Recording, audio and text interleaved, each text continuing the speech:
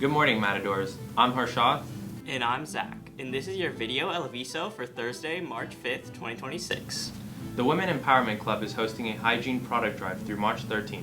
Examples of items to drop off include new soap, toothbrushes, and body wipes. For every 2 items donated, you can receive 1 service hour. Drop off items in room 204.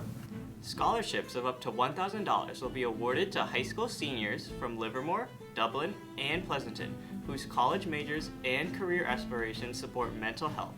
The deadline to apply is March 8th at 5 p.m. For additional information about the Alan Hu Foundation Scholarship and the online application, please visit the link below. Now let's hear from Jade for music news. Hey Matt, it's Jade with your monthly music review. Let's get right into it.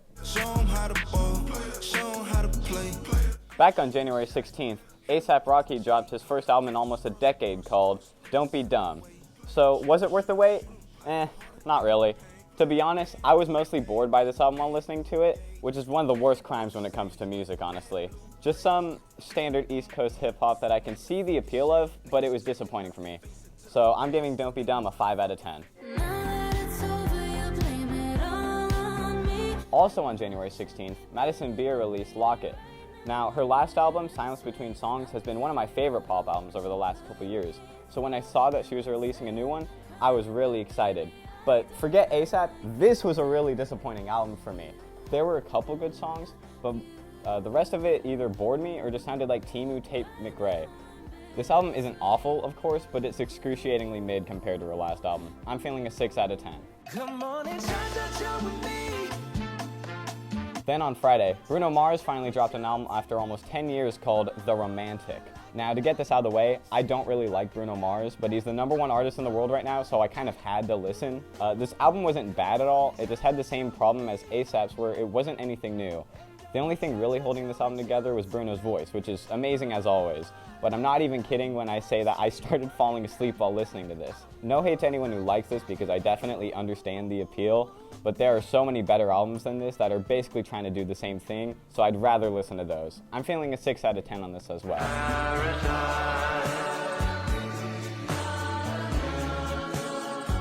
Lastly, also on Friday, Gorillaz released their new album, The Mountain. This project brings a lot of diverse artists in and takes a lot of inspiration from all sorts of music, but especially from Middle Eastern music. At first I wasn't a huge fan of it, but as I progressed through the album, I found it growing on me a lot. This is probably the best album Gorillaz have dropped since Plastic Beach, and I'll definitely keep revisiting this when I just need to vibe. I'm giving The Mountain a 10 out of 10. And if you're wondering about the new J. Cole album, I didn't finish it because it's a whopping hour and 40 minutes, but the songs I did listen to were decent. Anyway, that's all for today, Matt. Have a great day, and back to you, studio. Thanks for the review. The Commission for the Arts has established an annual arts awards program. 8 awards of $500 are available for high school juniors, and 8 awards for $1,200 each are available for graduating high school seniors. Applications are due April 6th by 5 p.m. See your art teacher for more info. Calling all senior athletes, the Livermore Granada Boosters awards a total of $20,000 in Olympian scholarships each year. 3 senior boys and 3 senior girls from Livermore and Granada high schools who best exhibit achievement in athletics, scholastics, citizenship, and sportsmanship are selected as Olympians. Visit livermoregranadaboosters.org for a copy of the application. The deadline is March 15th. Now let's check out the TUPE Club. My name is Anya. I'm the president of the TUPE Club, which stands for Tobacco Use Prevention Education. The main goal of TUPE Club is to educate other students about the harms of tobacco and vaping and kind of spread awareness. Students who are in the club are able to get some leadership opportunities as they are learning to teach and educate others. My club is preparing to present to Mind for Youth, another club on campus. We'll do club presentations where we talk about tobacco or vaping, and then to those other clubs. So for Mind for Youth, which is a mental health club, we'll be talking about how vaping and addiction can have effects on one's mental health.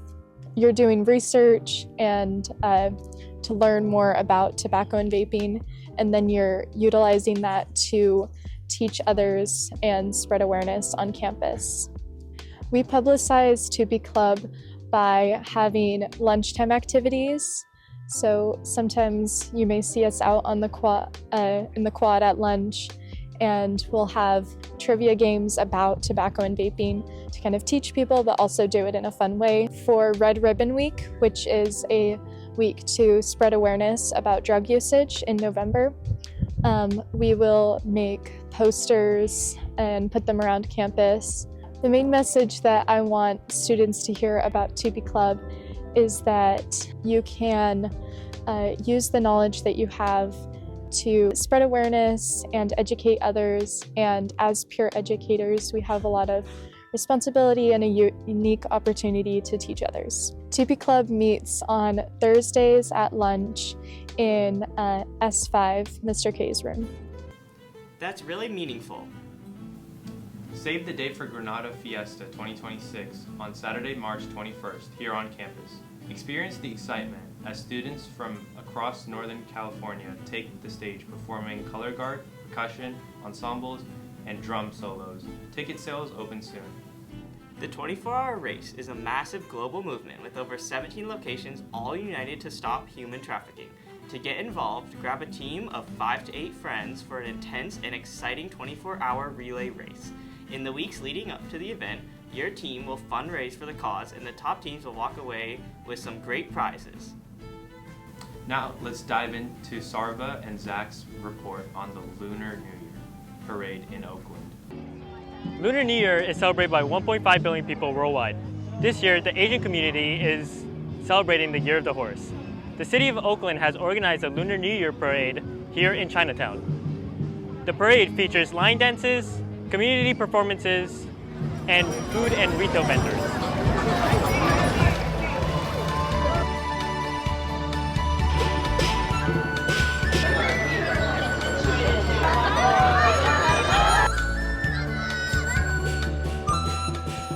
And what brings you out here today? I go to school at Berkeley, and I heard about the event, so I came over. Well, there was the parade, and then we heard that there's going to be a street festival for Chinese New Year. Just to celebrate Lunar New Year, a festival here in Oakland. It's amazing. Did you yourself celebrate Chinese New Year? I do kind of. I'm Vietnamese, so we celebrate that, and my family doesn't celebrate that much, but I recently had some friends over to celebrate it, and yeah, I love coming to events like this that are like community focused. So I'm culturally Chinese. Our family has different traditions that we have every year. We usually make dumplings like a lot of Chinese families do. And also like the week before is like a big cleaning period where you're supposed to remove all like the bad luck from your home. And then there are like certain traditions, or like it's not just like the day of, that's why it's also like you keep celebrating throughout the month, but it's cool. It's been a annual thing where we go to a temple that my family goes to. We've been going there since my grandpa's been here. And yeah, we just go there every year to start it off, and then we kind of do our thing at the end. What is something you enjoyed here at the festival today? I enjoyed a lot of the vendors over here. Some of our friends from Two Thick Asians were selling some really cool stickers and different artwork, and the food seems pretty good. I didn't have any. I really like the performances. I think they're really cute, and also, yeah, I'm just saying cute because the kids just went on, but they also had stuff like DJs earlier. I mean, I really like the performances. I didn't know that there were so many, but it's really like cool seeing different people come together to like celebrate something that's like cultural and means a lot to me. I think it's important to have events like these, especially to impact Asian culture and like Chinese culture, and see the youth at the dances and get them involved with the community. I think it's really important. I think this is the identity of Bay Area. Like, as you look around, it's like a melting pot here celebrating Lunar New Year. We've kind of, it brings everyone together, all ages, and it's amazing. I really appreciate that there are places and spaces like this where we can come back to, even if we are so far away from our home, and I feel like this is like our home away from home. Yeah, I think that these events are really important in just creating a sense of place for these areas because Chinatown is an ethnic enclave, so there's a significant amount of Chinese people and also Chinese speakers, and it brings together a lot of different people, so it's a great mix of people, but it's also intergenerational. You see like the Chinatown elders, and there's also like people with their families, and so it's a great way to bring people together with intention of celebrating culture and also the place where it's a very highly concentrated community. Among one of the honored guests was Arthur Liu, a Chinese-American lawyer and father of Olympic medalist Alyssa Liu. Well, this is just to showcase to Oakland and also to the Bay Area and also to the United States of America that Oakland is here and Alyssa Liu is from here and she lives here and trains here. And we all love Oakland so much. I really haven't had a chance to celebrate with her because she has been so busy since Milan. I haven't even seen her since she came back. Alyssa's performance and interviews at the Olympics indicate a great pride of Chinese culture and the Bay Area as a whole. What have you done as a parent to shape her identity? Well, first of all, I sent her to Chinese after school, and she learned Mandarin, and she learned the Chinese culture. You know, that's just part of the home life. And she's bilingual. She's bicultural. She's multicultural, and she's a really well-rounded young lady.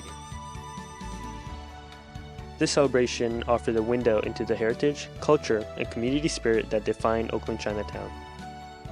Each performer, each family, each tradition shared today reflects a community that has carried its culture forward with pride and purpose.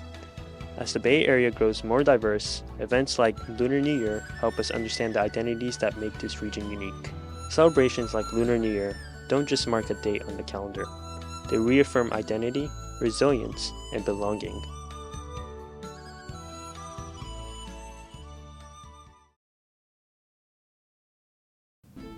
Looks like a fun time. That's all for today, Granada. Have a great day. And stay classy.